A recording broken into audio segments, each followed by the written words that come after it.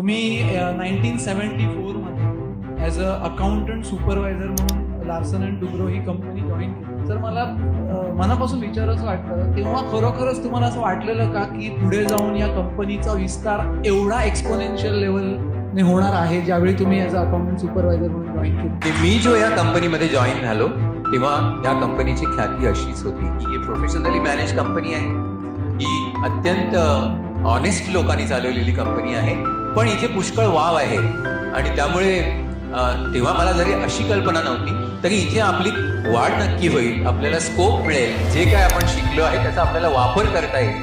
कारण हे सगळं तिथे आहे, तुम्हाला फ्रीडम आहे या कंपनीमध्ये काम करत, तुम्हाला प्रयोग करायला परवानगी आहे, नवनवीन गोष्टी शिकायला परवानगी आहे, तुमच्या करिअरला भरपूर वाव आहे.